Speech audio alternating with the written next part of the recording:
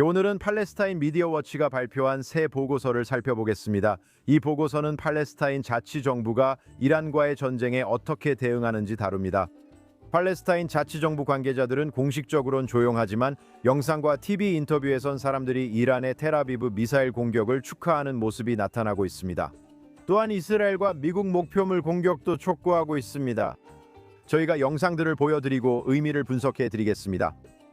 이번 주 주디케이션을 시작해 보겠습니다. JNS-TV의 주디케이션에 다시 오신 것을 환영합니다. 저는 특파원 조쉬 헤이스틴입니다. JNS 뉴스 조쉬 헤이스틴입니다. 모두 안전하고 평안하시길 바랍니다. 예루살렘에서 녹음하는 동안 또다시 이란의 미사일, 탄도미사일이 이스라엘을 향해 발사될 가능성을 알리는 사이렌 소리 없이 방송을 마칠 수 있을지 지켜보겠습니다. 어떻게 될지 한번 보시죠. 다음은 팔레스타인 미디어 워치가 으르렁거리는 사자작전 오퍼레이션 로어링 라이언 혹은 미국에서 불리는 명칭인 에픽 퓨리 작전 오퍼레이션 에픽 퓨리에 대해 보도한 내용 일부입니다. 팔레스타인 미디어 워치, 팔레스티니언 미디어 워치, PMW는 팔레스타인 사회를 다양한 관점에서 심층적으로 연구하는 것으로 국제적으로 알려진 이스라엘의 비영리 연구기관입니다. 이 보고서는 다음과 같이 전하고 있습니다. 공식적으로 팔레스타인 자치정부는 이란 전쟁에 대해 아랍 형제 국가들을 공격한 이란을 비판하는 것 외에는 별다른 언급을 하지 않았습니다. 공식 팔레스타인 자치정부 TV에서는 다른 이들이 자신들의 동맹을 더 공개적으로 밝히고 이스라엘에 대한 폭력적인 환상을 더 솔직하게 드러냅니다. 동시에 팔레스타인 자치정부 아랍인들의 소셜미디어에서는 이란의 이스라엘 미사일 공격을 대중이 지지하는 모습이 나타납니다. 그 미사일이 자신들도 위험하게 만들 수 있는데도 그렇습니다. 예를 들어 사마리아의 세겜에서 촬영된 한 영상에서는 텔아비브 상공에 미사일이 보이자 한 아랍인이 기뻐하며 소리를 지르는 장면이 들립니다. 이 영상을 함께 보시죠. 비켜! 비켜! 길 비켜! 한 사람이 텔아비브에 미사일이 많이 떨어진다고 외칩니다. 그리고 게시된 글에는 이란에서 발사된 미사일이 점령된 팔레스타인 중심부인 텔아비브에 떨어졌을 때 서한 지구 주민들의 기쁨이라고 적혀 있습니다. 이 영상은 3월 3일 나블루스 뉴스 텔레그램 채널에 올라왔습니다. 그들은 보도에서 이스라엘이라는 단어조차 쓰지 않을 것입니다. 영상을 다시 확인해 보겠습니다. 이 영상은 어젯밤 촬영됐으며 팔레스타인 자치정부 아랍인들이 또 다른 미사일이 텔아비브에 떨어지는 것을 축하하는 모습입니다.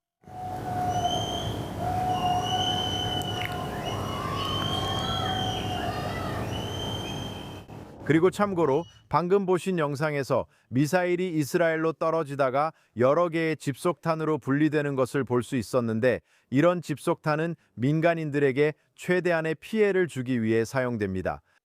이것이 이란의 목표입니다. 이스라엘 민간인을 표적으로 최대한 많은 이스라엘인과 유대인을 죽이려는 것입니다. 이제 모두가 9월 11일에 팔레스타인 자치정부 지역과 예루살렘에 살고 있는 아랍인들이 세계무역센터 공격을 축하하며 기뻐하는 영상을 기억하십니까? 혹시 잊으셨다면 이 영상을 한번 보시죠. 오늘 동예루살렘에서 환호하는 팔레스타인인들 사이에서 미국이 이번 공격을 당한 것에 대해 승리를 의미하는 비사인이 펼쳐지고 있습니다. 이걸 어떻게 받아들여야 할까요, 제니퍼? 야세르 아라파트가 비난 성명을 낼 수도 있지만 이것 좀 보세요.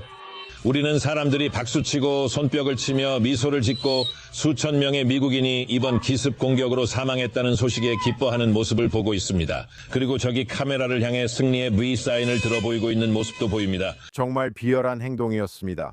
그리고 이번 경우 2026년에 이란 미사일을 축하하는 사람들은 사실 그 미사일에 의해 목숨을 잃을 위험에 처해 있습니다. 하지만 지하드와 죽음을 중시하고 유대인을 증오하는 사회에서는 일부 유대인들이 고통받는 한 자신이 죽는 것도 더 낫다고 생각합니다.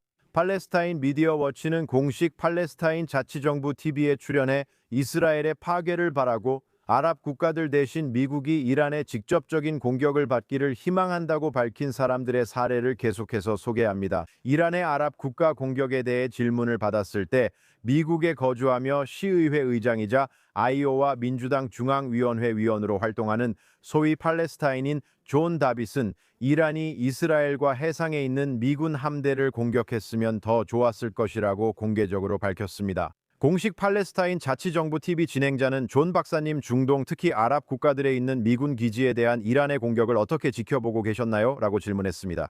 그리고 이것이 중동에서의 미국의 안보에 어떤 그림자를 드리우고 영향을 미치고 있다고 보십니까? 그래서 아이오와 민주당 중앙위원회 위원인 존 다비시는 이렇게 말했습니다. 확실히 이것은 우려스러운 문제입니다. 무엇보다 우리는 아랍인으로서 아랍 국가들이 매우 중요합니다. 아마도 우리는 시오니스트 집단과 바다 한가운데에 있는 미국의 거점들 같은 곳에 대한 직접적인 공격을 보고 싶어 할지도 모릅니다. 이 내용은 2026년 2월 28일 팔레스타인 자치정부 TV 뉴스에서 나왔습니다. 참고로 그는 이스라엘 대신 시오니스트 집단이라는 표현을 사용합니다. 혹시 그들이 소위 서한 지구에만 국가를 원한다고 생각하셨다면 아닙니다. 그들은 이스라엘의 존재 자체를 인정하지 않습니다. 다시 제 이야기로 돌아가면 특히 흥미로운 점은 존 다빗이 아이오와에 산다는 것입니다. 그는 미국에 살면서 이란을 응원하고 있습니다. 그건 반역죄로 여겨질 것 같아요. 저는 법률 전문가는 아니지만 자신이 있는 나라의 함대를 공격하라고 적국을 응원하는 건 분명히 반역 행위라고 생각합니다. BMW가 이 사람을 적절한 관계자들에게 폭로하길 바랍니다. 아마도 그는 자치정부 외부에 있는 누군가가 실제로 듣고 있을 거라고는 생각하지 못했을 겁니다. 민주당이 노골적으로 반미적인 자기 당 소속 인사에 대해 조치를 취할까요?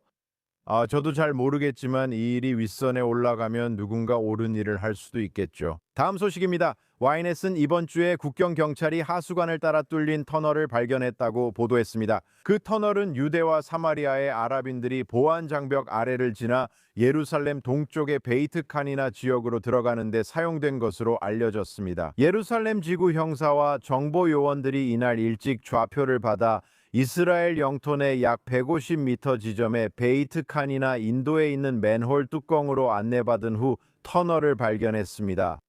경찰관들이 현장에 도착해 맨홀 뚜껑을 들어 올리자 어른이 걸어갈 수 있을 만큼 큰 통로가 발견됐습니다. 안쪽에는 접이식 사다리와 콘크리트 벽에 설치된 금속 발판이 발견됐습니다. 당국은 현재 이 지역에 이와 유사한 지하 통로가 존재하는지, 그리고 이 터널의 이스라엘 영토 내 다른 지점으로 이어지는 추가 분기가 있는지 확인하기 위해 조사하고 있습니다. 국경 경찰은 이 통로를 영구 봉쇄할 것이라고 밝혔습니다. 우리는 아랍인들이 1967년 이전 국경 내 이스라엘과 예루살렘 일부로 몰래 들어오는 문제를 정기적으로 논의합니다.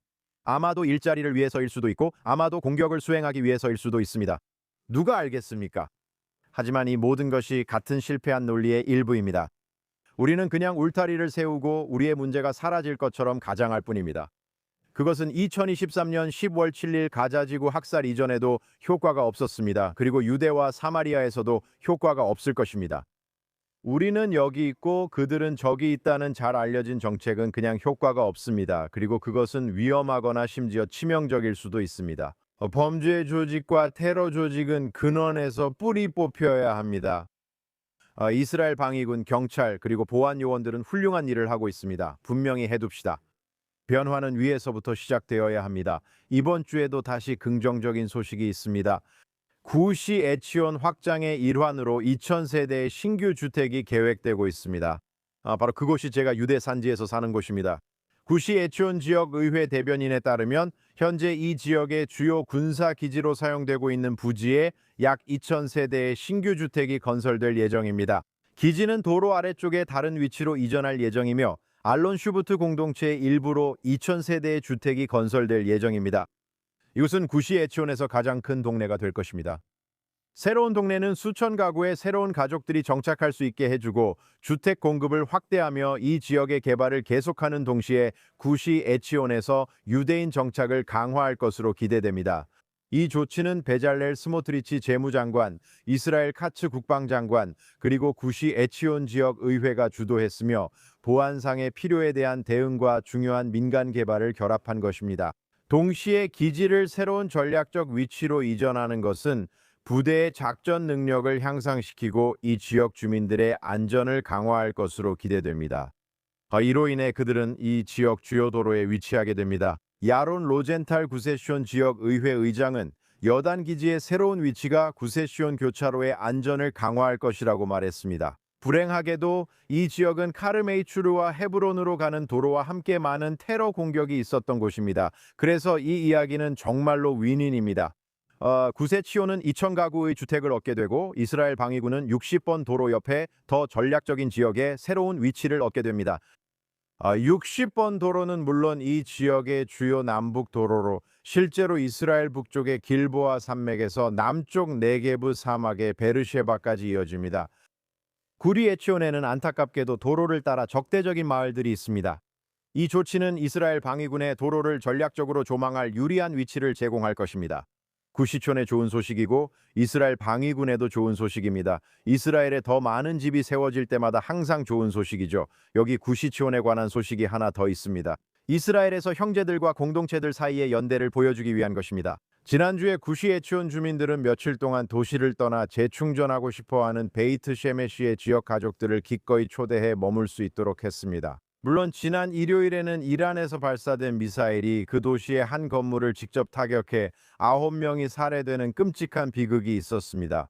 하셈 요아콤 대맘 하나님께서 그들의 피를 갚으시길 바랍니다. 지역 베이트 셰메시 페이스북 그룹에 올라온 게시글에서 구시 에치온 지역 협의회 대변인은 구셰트 시온 주민들이 깊은 연대감을 표현하고 베이트 셰메시 주민들에게 집을 열고 싶어 한다고 썼습니다. 구셰트 시온 주민들이 가족을 초대합니다. 이 어려운 시기에 휴식과 평온 그리고 새로운 힘을 얻기 위해 며칠 동안 구셰트 시온 공동체에 머물고 싶어하는 베이트 메쉬 주민들을 위해서입니다. 오해하지 마세요. 지난 한 주 동안 구셰트 시온에도 사이렌이 많이 울렸습니다. 사실 오늘 아침 5시 30분쯤에도 사이렌이 울렸습니다. 저는 대피소로 내려가야 했고 다행히도 들어오는 미사일이 요격되었습니다. 하지만 확실히 구셰트 시온에는 텔아비브나 다른 지역, 특히 지금 헤즈볼라의 공격을 받고 있는 북부 지역만큼 많은 미사일이 떨어지지는 않았습니다. 이것이 바로 이스라엘의 본질입니다. 한 공동체가 어려움을 겪거나 비극을 겪을 때 다른 공동체가 나서서 도와줍니다. 2023년 10월 7일 이후 구시 에치온은 국경 지역 공동체의 가족들도 받아들였습니다. 저는 북쪽 국경의 키리아 슈모네에서 온 한 그룹이 가족들과 구시치온으로 이사와 1년 이상 머문 것을 기억합니다. 이것이 바로 살아 숨쉬는 이스라엘의 진정한 정신입니다. 계속해서 이번 주 유대와 사마리아에 관한 다음 헤드라인들을 확인해 보시죠. 플러스 97이 매거진은 전 세계의 관심이 미 이스라엘과 이란 간의 전쟁 격화에 집중된 가운데 이스라엘이 그들이 점령지라고 부르는 서한 지구에 전면 군사 봉쇄를 시행했다고 보도했습니다.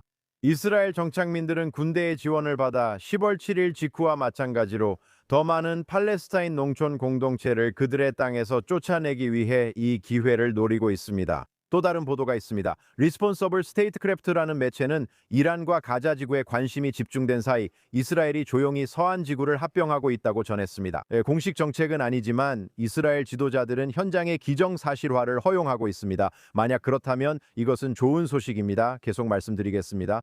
팔레스타인 자치정부의 소위 와파 뉴스 통신사는 4일 연속으로 다음과 같이 보도했습니다. 이스라엘 점령군이 서한 지구 전역에서 군사 조치를 강화하고 있으며 검문소와 도시, 마을 입구를 폐쇄하고 팔레스타인인들의 이동을 방해하고 있다고 합니다. 자, 이 모든 헤드라인들의 공통점이 무엇일까요? 이런 가짜뉴스 기관들은 이스라엘의 생존을 위한 방어전을 무시하고 유대와 사마리아, 즉 그들이 서한 지구라고 부르는 곳으로 관심을 돌리려고 합니다.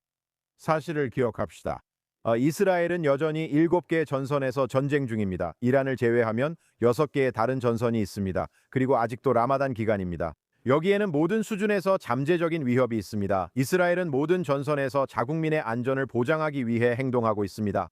하지만 이러한 보도들은 이스라엘이 어떻게든 민족에 따라 차별하는 것처럼 이스라엘을 비난하는 자리로 만들려고 합니다. 여기서 시민권과 의료 교육을 누리는 120만 아랍인에게 직접 물어보세요. 여기서 제가 말하고 싶은 핵심은 이스라엘은 오직 안보적인 고려에 따라 행동한다는 점입니다.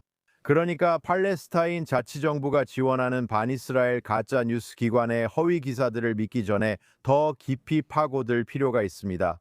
이번 주 JNS-TV의 주디케이션은 여기까지입니다. 저는 JNS 뉴스의 특파원 조시 헤이스틴입니다. JNS-TV 무대 뒤에서 수고해주신 보드를 담당한 아론 워골란터, 유리 스베레츠키 방송국장, 프로듀서 에스더 에딘, 라이언 리프시츠, 잭 지커만게 감사드립니다. 무엇보다도 이스라엘이 여전히 공격을 받고 있으니 모두 안전에 유의하시기 바랍니다. 다행히도 방송 녹화 중에는 미사일 공격이나 사이렌 소리가 없었습니다. 하지만 모두가 안전하길 바랍니다. 그리고 물론 하나님께서 용감한 이스라엘 방위군 IDF의 남녀 장병들, 조종사들 모든 전선에서 이스라엘을 24시간 육상, 공중, 해상에서 지키는 이들을 보호해 주시길 기도합니다. JNS TV의 훌륭한 프로그램들도 꼭 확인해 보세요. 그리고 그 어느 때보다 지금 이스라엘, 중동 그리고 전 세계 유대인 사회의 최신 속보를 위해 JNS.org를 꼭 방문해 주시기 바랍니다. 다음 주에도 JNS TV의 주디케이션에서 다시 뵙겠습니다.